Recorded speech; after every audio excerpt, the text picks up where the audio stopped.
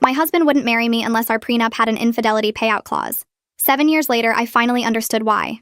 I woke up and couldn't remember my first language. I woke up to my mom calling, and when she started speaking, I couldn't understand a single word. It sounded like gibberish. I kept saying, "What?" And she kept repeating herself until finally she switched to English and asked if I was feeling okay.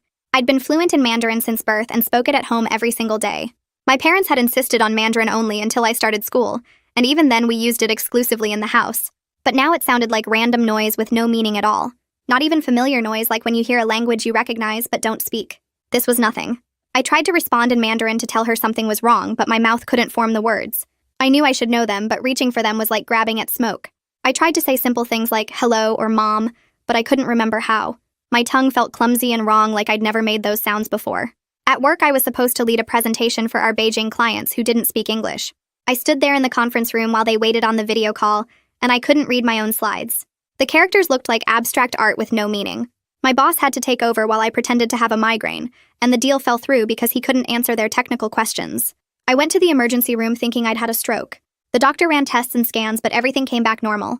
She asked me to try writing in Mandarin, and I couldn't even hold the pen correctly for the strokes. She brought in a translator who spoke to me slowly and clearly, but it might as well have been ancient Sumerian. The translator said my blank stare was unsettling. My dad flew in from California because he didn't believe what my mom was telling him. He sat across from me speaking Mandarin for an hour straight, while I just stared at him. He showed me children's books we'd read together when I was 3 years old, and I couldn't recognize a single character. He started crying, which I'd never seen him do before. The neurologist suggested it might be a rare form of aphasia, but that usually affects all languages, not just one. He said losing a single language completely while maintaining perfect fluency in another was technically impossible. The brain doesn't segregate languages that distinctly, especially when one was learned from birth. But here I was proving him wrong. My girlfriend Lynn only spoke Mandarin and a little broken English. We'd been together 3 years and always communicated in Mandarin. Now she'd talk to me and I'd just nod without understanding anything. She tried teaching me basic phrases like I was a child, but I couldn't retain any of it. After 2 weeks, she moved out and I never saw her again. I found my old journals from high school all written in Mandarin, and they were incomprehensible. Videos of myself from last month speaking fluently at my cousin's wedding seemed like they'd been dubbed by someone else. My entire WeChat history was meaningless symbols. 28 years of memories locked behind a language I no longer possessed. My grandmother only spoke Mandarin and had dementia. I was the only person who could calm her down during her episodes. Now when I visited, she'd get agitated because I couldn't respond properly. She kept asking what was wrong with me, and I couldn't explain. The nurses had to sedate her more frequently, and my family blamed me. The Language Institute tested me extensively and determined I had no recognition of Mandarin whatsoever. Not dormant or suppressed, but completely absent. Like I'd never been exposed to it at all. They wanted to study me but couldn't explain what had happened. One researcher said it was as if someone had deleted specific files from my brain. I tried learning Mandarin from scratch with apps and tutors, but it wouldn't stick. I'd practice a word for hours and forget it instantly. The sounds felt impossible to distinguish, like they were all the same noise. My job required bilingual skills, so they had to let me go. My parents started speaking English to me but kept slipping into Mandarin out of habit, then looking at me with disappointment when I didn't understand. Family gatherings became awkward because everyone had to translate everything. My young cousins laughed at me for not understanding cartoons. I went to 3 different specialists and they all said the same thing, that what happened to me was medically impossible. Languages don't just disappear overnight. The neural pathways should still exist even if damaged. But brain scans showed normal activity in all language centers when I heard English, and absolutely nothing when I heard Mandarin, like my brain didn't even recognize it as speech. 6 months later, I still couldn't understand a word of Mandarin despite thousands of hours of attempted relearning. Then I got a call from a researcher who'd heard about my case. She said she'd seen this once before in a patient 12 years ago. The patient had also lost their first language overnight with no medical explanation. When I asked what happened to that patient, she got quiet and said they'd stopped responding to follow-up calls after reporting something else. When I asked what she meant by something else, she said the patient claimed they'd started forgetting English too, but she hadn't believed them at the time. I hung up and realized I'd been staring at the word patient on my notepad for 30 seconds because it suddenly looked wrong. I blinked hard at the notepad, but patient still looked like random marks that shouldn't form a word. My hand started shaking as I wrote other words on the paper. Doctor came out fine at first, but then the letters seemed to shift. Hospital looked normal, then wrong, then normal again. Language took me 3 tries to spell right, even though I knew it was correct. The pen slipped from my fingers and rolled across the desk. I grabbed my phone to text someone, but the keyboard seemed foreign for a second. The letters were in the wrong places. No, wait, they were right. My thumb hovered over the screen while my chest got tight. This was exactly what the researcher had warned about. The other patient started losing English too. My hands were sweating as I scrolled through my contacts. Everyone's names looked normal but took an extra beat to recognize. I found the neurologist's emergency number and hit call before I lost my nerve. The phone rang twice before someone picked up. I tried to explain what was happening, but the words came out jumbled. I had to repeat myself 3 times before the receptionist understood. She put me through to the doctor immediately. He told me to come in right away, and I could hear real worry in his voice even though he was trying to stay calm. I grabbed my keys and wallet and ran to my car. The drive to the hospital took 20 minutes but felt like hours. Every street sign required extra focus to read. The radio sounded normal, but occasionally a word would feel wrong in my ears. At the hospital, I parked crooked and didn't care. The emergency entrance was bright and loud and full of people. I went straight to the desk and gave my name. They were expecting me. A nurse appeared within minutes and led me to an exam room. 3 other nurses followed us and kept exchanging looks. They ran me through rapid cognitive tests while typing notes on tablets. Name the objects in this picture. Count backwards from 100 by 7s. Spell world backwards. I passed everything, but certain words took an extra second to process. It felt like my brain was translating from nothing into English. The delay was tiny, but definitely there. Dr. Barnes arrived looking concerned and immediately ordered more tests. He mentioned stroke protocols even though we both knew this wasn't a stroke. This was something much stranger. He had them prep me for an emergency MRI to check for any changes since my last scan 6 months ago. The MRI room was cold, and the machine was loud. I lay perfectly still while it banged and clicked around my head. I focused on thinking in English the whole time. I repeated phrases in my mind like prayers. My name is Sarah. I live in California. I speak English. I understand English. English is my language now. The rhythm of the machine became oddly calming as I held on to every word I could think of. The scan took 45 minutes but felt like days. When it finished, they wheeled me back to the exam room. Dr. Barnes came in 20 minutes later with a tablet showing my brain images. He couldn't hide his fascination as he pointed to different areas. My language centers showed unusual activity patterns but no damage. The areas that used to light up for Mandarin were still dead, but now the English zones were flickering strangely. Not damaged, but not normal either. He admitted he'd never seen anything like this in 30 years of practice. He wanted to bring in specialists immediately. He made calls while I sat there trying not to panic. My mom arrived an hour later with red eyes. She spoke careful English, but her words were slow and deliberate. She kept touching my hand like she needed to make sure I was real. I saw her step into the hallway to talk to a nurse. Through the door, I heard her crying. She told the nurse she was losing her daughter twice. First to the language, and now maybe to everything. The nurse tried to comfort her, but what could anyone say? They admitted me for observation that night. The room was small with one window looking at the parking garage. I asked for a notebook and pen. I spent hours writing down every English word I knew. Colors, animals, foods, names of everyone I could remember. Common phrases, song lyrics. Anything to build a wall against whatever was eating my languages. Writing felt like holding onto a rope in a storm. My hand cramped, but I kept going. I filled 20 pages before exhaustion made me stop. I fell asleep holding the pen. The next morning, I woke to voices in my room. A team of neurologists had gathered around my bed, including Dr. Barnes and a visiting researcher named Dr. Sterling. They were discussing my case like I wasn't there at first. Then Dr. Sterling introduced herself properly. She specialized in rare language disorders and had flown in from Boston overnight. They wanted to run experimental tests to map exactly what was happening in my brain. They needed to understand the mechanism before it got worse, before I lost everything. Dr. Sterling pulled up a chair next to my bed and opened her tablet to show me charts and brain scans from her research files. She'd been tracking cases like mine for 10 years, and I was only the 3rd person she'd found with this exact condition. The other 2 patients took different amounts of time to stabilize, with one needing several years before their remaining language stopped showing signs of degradation. She scrolled through data while explaining how the brain usually processes multiple languages through overlapping networks. But in our cases, something had caused a complete disconnect.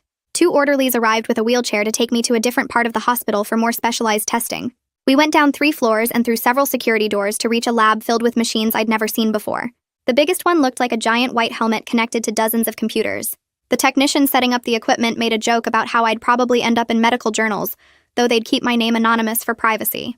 He helped me onto the narrow bed that would slide into the magnetoencephalography machine, which could track my brain's electrical activity down to the millisecond. They fitted the helmet device over my head, and it felt heavier than I expected with hundreds of sensors pressing against my scalp. The technician started the scan and told me to relax while they played different sounds through the built-in speakers. First came English words like apple and running and yellow, which sounded perfectly normal and clear. Then they switched to Mandarin phrases, and my brain heard them as meaningless noise like static or random tones with no pattern. The machine recorded everything while I lay there for 40 minutes listening to alternating sets of English and Mandarin. When they finished, Dr. Sterling came back with printouts showing colorful brain maps from the scan. She pointed to areas that lit up bright orange and red when I heard English showing normal language processing in all the expected regions. But the Mandarin sections showed almost nothing, just faint blue spots that indicated my brain wasn't even recognizing it as language at all. She called this pattern selective linguistic suppression, and explained my brain was actively blocking any processing of Mandarin, rather than just failing to understand it. The difference was important because it meant my brain was protecting itself by completely shutting down those pathways. She sat down again and suggested that extreme stress could trigger this kind of selective shutdown as a defense mechanism. The brain might seal off certain neural pathways to prevent some kind of overload or damage, though she admitted it sounded crazy. I thought about the months before this started and realized the pressure had been building from every direction. Work kept demanding more Beijing contracts, while my parents pushed me to be the perfect bridge between cultures, and I felt stretched between two identities that both wanted all of me. Dr. Sterling nodded and said she'd heard similar stories from the other patients about identity stress and cultural pressure before their language loss. She wrote notes while I talked about family expectations and struggling to balance everything. 3 days later, they discharged me with a thick folder of monitoring instructions and weekly check-in requirements. They'd also scheduled appointments with someone named Joy Webster, who specialized in unusual language disorders, though I didn't see how therapy could help when my brain literally wouldn't recognize Mandarin existed. The taxi ride home felt strange knowing I was going back to an apartment full of reminders of my bilingual life. I found sticky notes I'd put up just yesterday with Mandarin labels on the refrigerator and cabinets and doors. The characters looked like random scribbles now with no more meaning than a child's drawing. I pulled them all down one by one, feeling like I was erasing the proof that I'd ever been able to read them. My hands shook as I crumpled each note and threw them in the trash. The next week, Joy Webster's office was in a medical building downtown on the 4th floor. She had certificates covering one wall and shelves full of language books in dozens of scripts I couldn't identify. She started by having me look at pictures while she played different sounds to map which pathways still worked, and which were completely gone. She showed me photos of common objects while playing their names in Mandarin, but my brain showed no recognition at all. Then she tried something different, and played recordings of my parents speaking Mandarin without showing their faces. I couldn't understand the words, but somehow I knew it was them, just from the rhythm and tone of their voices. Joy got excited and said this meant some non-linguistic connections remained even if the language processing was blocked. She pulled out recordings of Mandarin songs and had me tap along to the rhythm which I could follow perfectly, even though the words meant nothing. Her theory was that we might rebuild some connections using these non-linguistic cues like music and rhythm and tone. It seemed desperate and probably pointless, but I was willing to try anything that might open even the smallest door back to understanding my parents and grandmother again. 2 days after that session with Joy, my phone rang while I was making breakfast, and Dad's name showed up on the screen. I picked up and heard him speaking English, which felt wrong because we'd never had a phone conversation in English before. His voice sounded different, speaking my second language like he was older or tired or both. He told me he'd been practicing his English pronunciation with an app because he wanted our conversations to feel more natural for me. I could hear papers rustling in the background, and then he cleared his throat and mentioned grandmother had gotten worse at the care facility. The nurses were calling him daily now because she'd started hitting them during her confused episodes, and they couldn't calm her down. She kept asking for me in Mandarin and getting angry when I wasn't there to help. The guilt hit me hard as I stood there holding my coffee mug and listening to him describe how they'd had to increase her medication. He said the facility was threatening to transfer her to a more secure unit if the violence continued. I told him I'd try visiting again even though we both knew it wouldn't help since I couldn't understand or respond to her anymore. The next morning at work, Graham called me into his office and closed the door behind us. He sat down and pulled out a folder with my name on it while I waited in the chair across from his desk. He explained that the Beijing accounts were suffering without someone who could communicate directly with the clients. I nodded and offered to help transition my projects to whoever would be taking over my role. He surprised me by sliding a different paper across the desk that showed a reorganization chart with my name under the English-only technical division. He said my knowledge of our systems was too valuable to lose just because I couldn't speak Mandarin anymore. The position paid less, but at least I'd still have a job and health insurance. I signed the transfer paperwork right there, and he shook my hand before I left his office. That night, I couldn't sleep and kept having dreams where people were speaking to me, but I couldn't tell what language it was. I woke up at 3 in the morning with tears on my face and this deep feeling of loss, but no memory of the actual dream words. Requested Reds is on Spotify now. Check out link in the description or comments. The sensation was like trying to hold water in my hands while it all leaked through my fingers. I wrote down what I could remember in my journal, but it was just emotions without any linguistic content. 3 weeks into working with Joy, we tried a new approach where she'd play Mandarin sounds while I touched different textures. She had me run my fingers over sandpaper while listening to rising tones and silk fabric for falling ones. My brain fought against making any connections, like trying to force the wrong poles of magnets together. She'd play a simple word like ma and have me trace patterns in sand, but nothing would stick. After each session, I'd leave with a headache from the mental effort of trying to force my brain to recognize something it insisted didn't exist. Joy stayed patient and kept adjusting her methods, but I could see the frustration in her notes. One Thursday evening, Renata Sterling called while I was cooking dinner and said she'd found something interesting in old medical journals. She'd discovered a 4th case from 1987 in Germany, where a woman lost her native Russian overnight. That patient had partially recovered after 2 years, though she never got back to full fluency. Sterling explained that the woman could eventually understand basic conversations but couldn't speak or write properly. She invited me to join her research study at the University Medical Center, which would involve intensive monitoring and some experimental treatments. I agreed immediately because even partial recovery sounded better than this complete blank nothing. The study intake appointment lasted 8 hours and left me exhausted.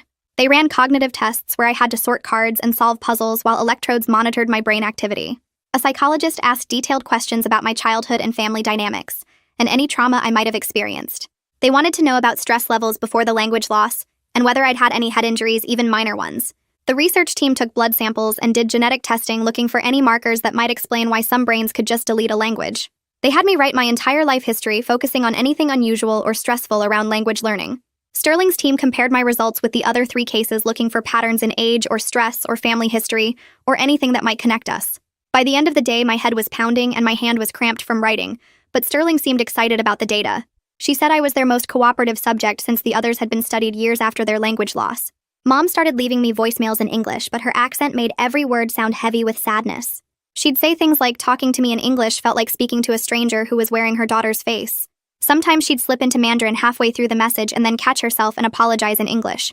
I saved all the messages, even the ones I couldn't understand, because her voice still sounded like home even if the words meant nothing. The next fMRI session at the medical center took 3 hours, and Sterling watched the monitors while they played different recordings through my headphones.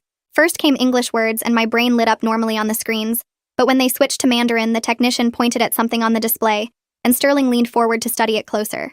My amygdala was going crazy with activity, even though I couldn't understand a single word they were playing. The fear center of my brain was treating Mandarin like a threat or danger signal, which made no sense because I felt nothing while listening to it. Sterling ran the test again with different Mandarin samples and got the same result every time, with my brain showing massive stress responses to sounds that meant nothing to me consciously. After the scan, she sat me down in her office and asked detailed questions about any trauma connected to the language, like maybe something bad that happened while people were speaking Mandarin around me. I thought hard, but could only remember normal stuff like getting scolded for bad grades or arguing with my parents about curfews, which wasn't real trauma, just regular family life. She took notes and said sometimes the brain protects us from things we don't even remember consciously, and maybe that's what was happening here.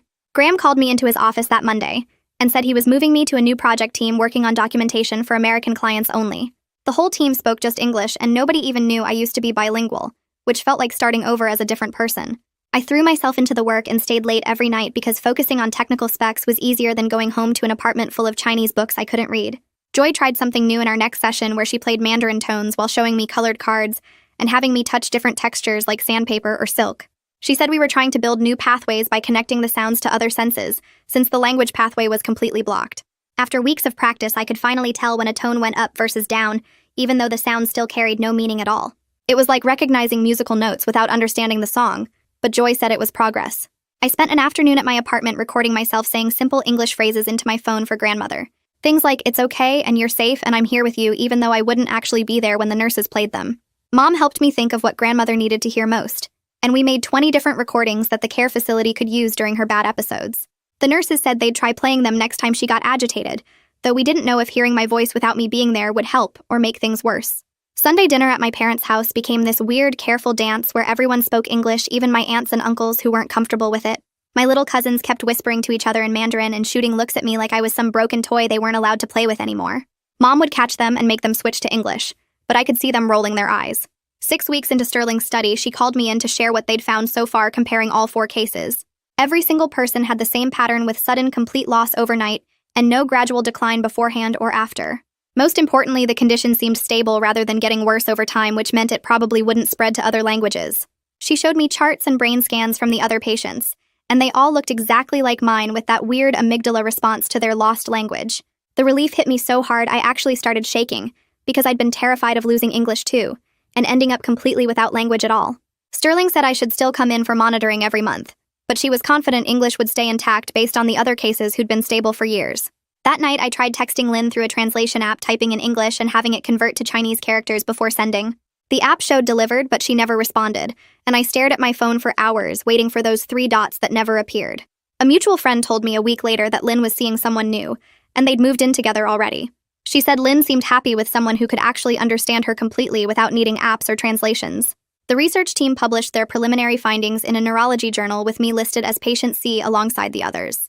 Reading about myself in clinical terms felt weird, like looking at my life through a microscope. They described my case as complete selective aphasia, with preservation of secondary language, and noted the unusual amygdala activation pattern during exposure to the lost language. The paper said more research was needed to understand the mechanism, but their working theory involved the brain creating a protective barrier against specific linguistic input, possibly triggered by psychological factors they hadn't identified yet. Joy called me the next morning and said we needed to change our approach completely since the recovery methods weren't working after months of trying. She had me come in that afternoon and showed me new exercises focused on accepting the loss rather than fighting it. We started with simple recognition drills where she'd play recordings of different Mandarin speakers showing various emotions without trying to understand the words themselves. I sat there listening to angry voices, sad voices, scared voices, and slowly started picking up the patterns in tone and rhythm, even though the words meant nothing. She had me close my eyes and just focus on the emotional energy behind the sounds, rather than trying to decode meaning that wasn't there anymore. After 2 weeks of this new approach, I could tell when someone speaking Mandarin was upset versus calm, though I still couldn't respond or understand any actual words. The breakthrough came when I visited grandmother and heard her speaking to the nurse in that high, tight voice she used when scared. I couldn't understand what she was saying, but I knew she was frightened and grabbed her hand, which seemed to help even though I couldn't say anything back. The nurse looked surprised when I correctly identified that grandmother needed her anxiety medication based purely on her tone. A social worker named Ariana Mahan came to evaluate grandmother's care situation and suggested bringing in Mandarin-speaking volunteers, since I couldn't communicate with her anymore. She sat across from me with her clipboard explaining how the volunteer program worked, while I felt my chest getting tight, knowing strangers would be doing what I used to do. Ariana said she understood it was hard, but grandmother's needs had to come first, and she was right, even though it hurt to admit. The volunteers started the following Tuesday. 2 women from the local Chinese community center who came twice a week for 3-hour shifts. They sat with grandmother speaking Mandarin, reading to her, playing old Chinese songs on their phones, all the things I used to do before my brain deleted that part of me. Within a month, grandmother's violent episodes dropped from daily to maybe twice a week, and the nurses were able to reduce her sedation medications significantly. She started having more clear days where she recognized people and could eat without assistance, though she still asked about me sometimes according to the volunteers' reports. One volunteer wrote notes about their conversations that Ariana translated for me, mostly grandmother talking about her childhood in Beijing and asking why her granddaughter never visited anymore. Meanwhile at work, Graham called me into his office and offered me a permanent position on the English-only technical documentation team with a 20% pay cut but stable hours and benefits. He said my technical knowledge was too valuable to lose completely, and they'd restructured the position to eliminate all bilingual requirements permanently. I signed the paperwork that afternoon, grateful to have any job at all, even though it was nothing like the international coordinator role I'd worked toward for years. Sterling's research team published another paper identifying the specific neural pathways that shut down during selective aphasia cases like mine. She called to explain they'd found the exact brain regions involved, but developing targeted therapies would take years of trials and testing with no guarantees. Her team had mapped the disconnection between language recognition and processing centers, showing how the brain could completely wall off one language while preserving another perfectly. She said maybe in 5 or 10 years there might be experimental treatments, but nothing that would help me now or probably ever. Joy found a support group for people with various language disorders that met Thursday evenings at the community center near my apartment. I walked into that first meeting seeing people with stroke damage, brain injuries, developmental disorders, all of us missing pieces of language in different ways.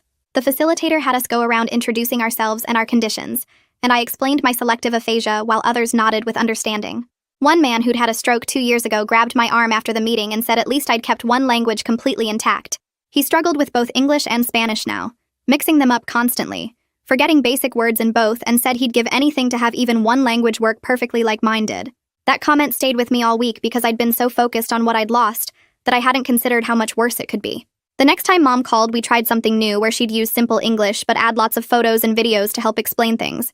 She'd take pictures of what she was cooking and send them while we talked, or share old family photos while telling stories, building new ways to connect without Mandarin. We developed this whole system of gestures and visual cues for our video calls, pointing at things, using hand signals, almost like a private sign language just for us. It felt strange at first, but after a few weeks it became our new normal, this different way of being mother and daughter. Dad flew in for my birthday in March and insisted on taking me to our favorite dim sum place downtown, even though I couldn't read the menu anymore.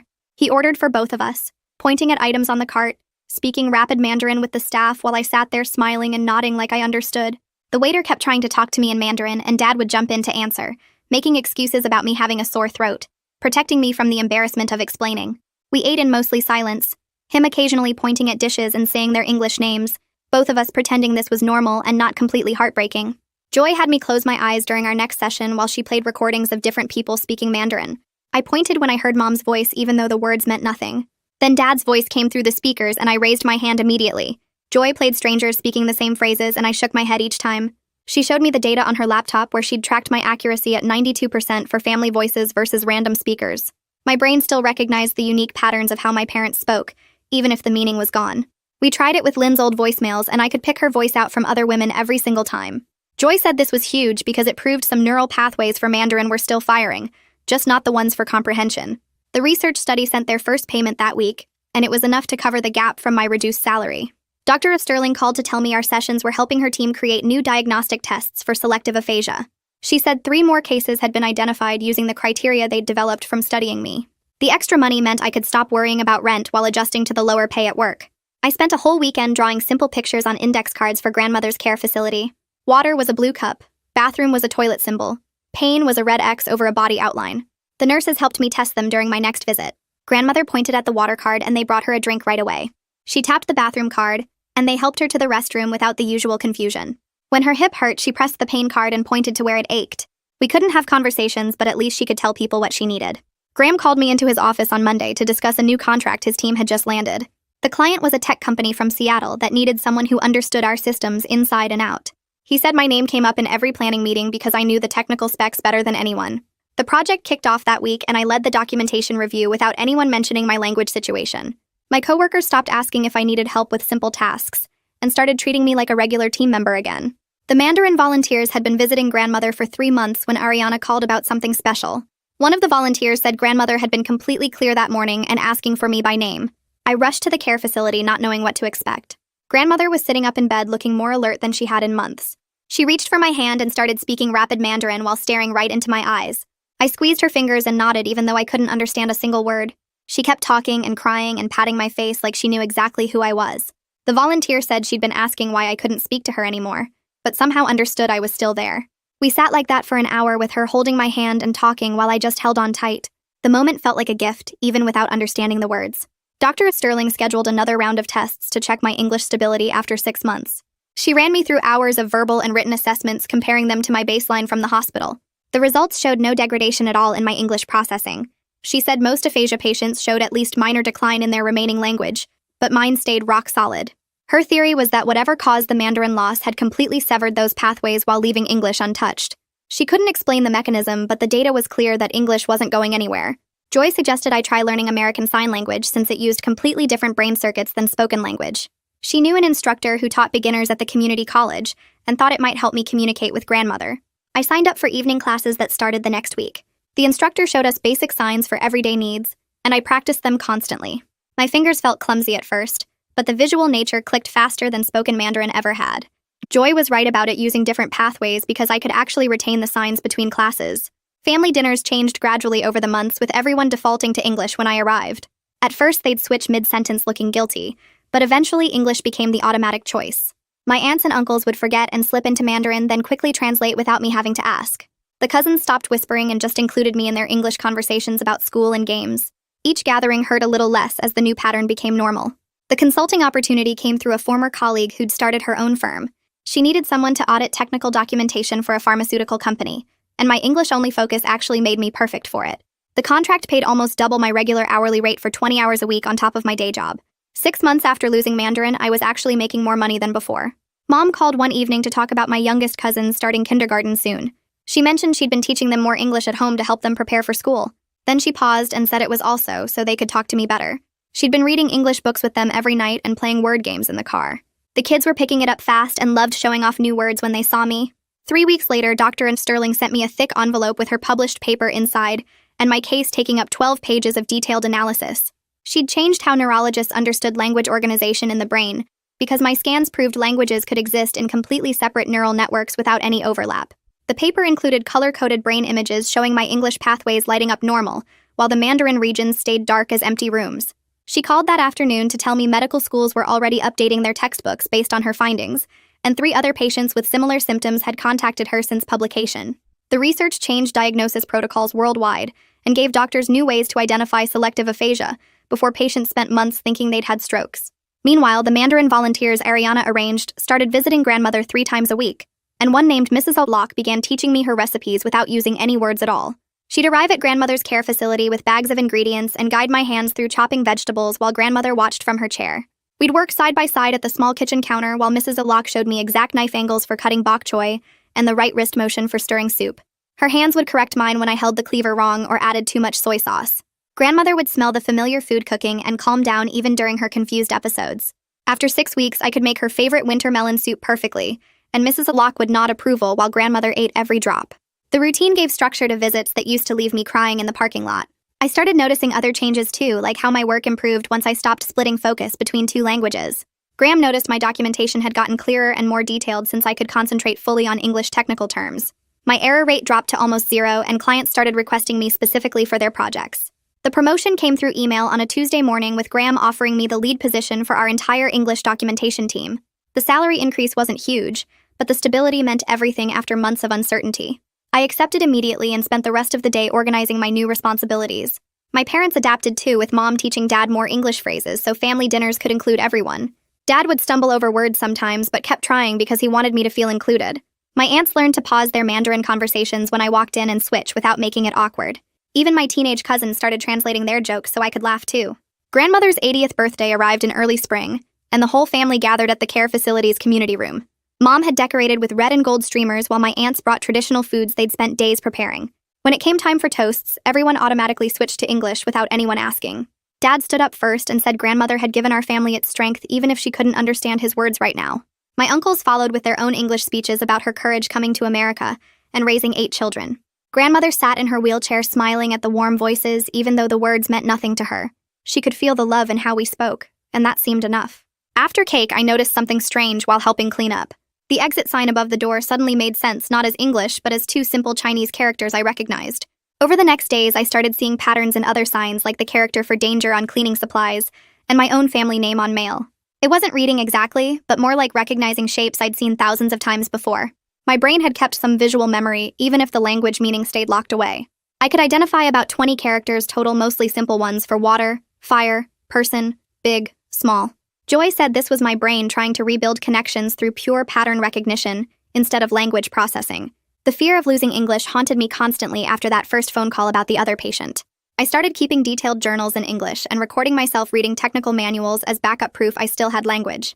My savings account grew steadily as I put away half my salary in case I needed medical care or couldn't work anymore. I documented every important piece of knowledge I had and shared passwords with my parents. Mom found me one night organizing flashcards with basic English words and held me while I shook with fear that I'd wake up understanding nothing at all. She promised they'd take care of me no matter what happened, but the terror never fully left. 8 months after that terrifying morning when Mandarin disappeared, I'd built something smaller but solid with the language I had left. My job had shifted from international coordinator to English documentation lead, but I excelled at it and felt proud of my work. Grandmother got excellent care from the Mandarin volunteers who became her friends, while I supported her in other ways like managing her medical appointments and insurance. My family found new ways to include me in everything from holiday planning to cousins' homework help. The grief of losing half my identity would always hurt, but it no longer drowned out everything good in my life. And that's today's wrap-up. I always want to leave you with more than just a story. Hit subscribe and let's keep building on it.